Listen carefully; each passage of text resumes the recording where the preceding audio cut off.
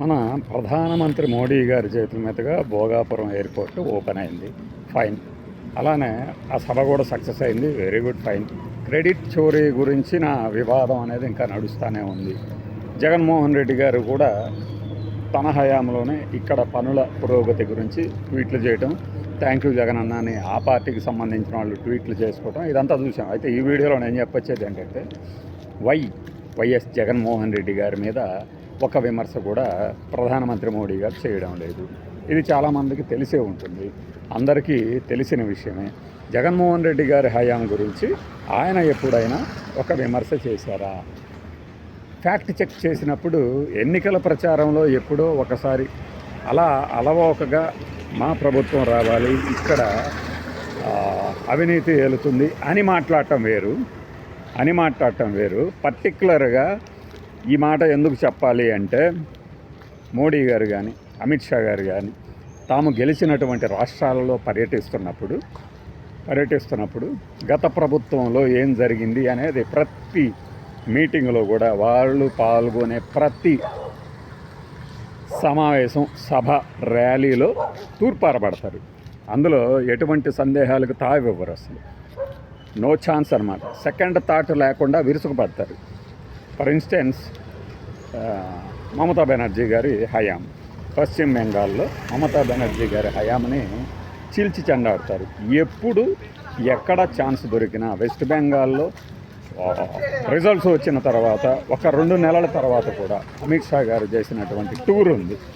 ఆ టూర్కి సంబంధించి కూడా ఎక్కడ కూడా ఛాన్స్ దొరికినా దొరక్కపోయినా అవకాశం అందిపుచ్చుకొని మరి మమతా బెనర్జీ తాలూకు ఆ యొక్క హయాంని తూర్పారబట్టారు, విమర్శలు చేశారు.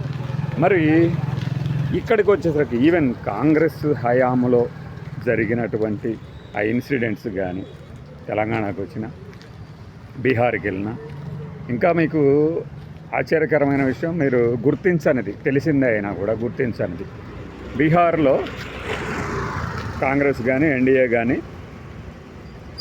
యూపీఏ కానీ లేక 20 ఏళ్ళు అయింది. అక్కడ ఉన్నది దాదాపుగా ఈ 20 ఏళ్లలో ఎన్డీఏ లేదంటే ఈయన నితీష్ కుమారే ఉన్నాడు.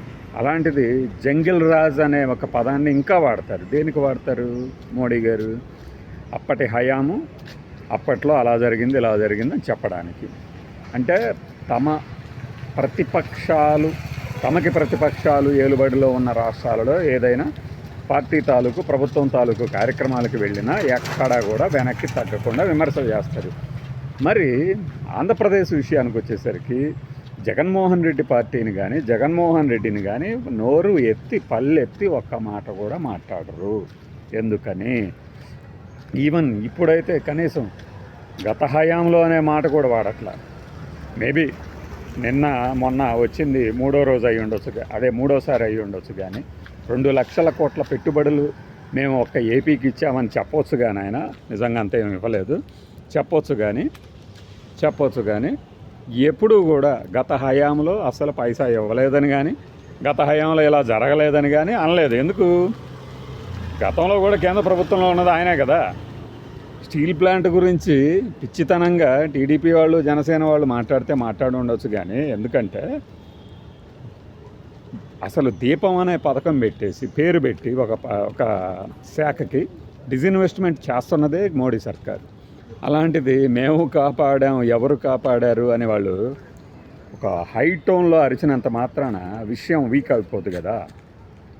స్టీల్ ప్లాంట్ని డిజిన్వెస్ట్మెంట్ చేస్తాము, దాంట్లో మార్పు లేదు అని అప్పట్లో పదే చెప్పింది ఎన్డీఏ సర్కారు, అంటే బీజేపీ. మధ్యలో ఎన్డీఏలో జాయిన్ అయింది ఎవరు? టీడీపీ జాయిన్ అయింది. ఇప్పుడు వచ్చేసి ఆ పథకం అసలు డిజిన్వెస్ట్మెంట్ని ఆపిందేమేమో అంటారు. అక్కడికి నా కేంద్రంలో ఏమన్నా వైఎస్ఆర్సీపీ ఉన్నదా? లేదు కదా. అలాంటిది మరి ఇప్పుడు మళ్ళీ మొదటి ప్రశ్న, మనం మొదట్లో వేసిన ప్రశ్నే, జగన్మోహన్ రెడ్డి గురించి ఎందుకు ఒక్క మాట మాట్లాడరు అంటే వెంటనే చెప్పేది జగన్మోహన్ రెడ్డి మోడీ గారి మధ్య సీక్రెట్ ఫ్రెండ్షిప్ కంటిన్యూ అవుతుంది, అది ఓపెన్గా ఉంది అనేది అందరూ చెప్తారు. అయినా కూడా దాని గురించి అటు జగన్మోహన్ రెడ్డి గారు మాట్లాడరు. జగన్మోహన్ రెడ్డి గారి మీడియా కూడా ఏమనిస్తుంది, ఇంకా మోడీ గారి ముందు 3 అపూర్వ నటన అనేవాళ్ళు మొదలుపెట్టింది. అంటే ఇక్కడ మనం ఎన్డీఏ నుంచే పాలన సాగుతుంది ఆంధ్రప్రదేశ్లో గత 12 ఏళ్ళుగా అని అర్థం చేసుకోవాలి. 2014లోనూ ఎన్డీఏ పాలన ఉంది. 2019లో ఎన్డీఏ గెలవకపోయినా, బీజేపీ కూటమిలో జగన్మోహన్ రెడ్డి చేరకపోయినా ఆయన మద్దతు ప్రకటించాడు కాబట్టి ఎన్డీఏనే ఉందనుకోవాలి. ఇంకా మనం ఎన్నికలకు ముందు ఒక మాట చెప్పాం, ఎన్నికల తర్వాత కూడా ఇక్కడ ఎన్డీఏ ప్రభుత్వమే ఏర్పడుతుంది అని. అది నిజమే అని ఇప్పుడు తేలింది.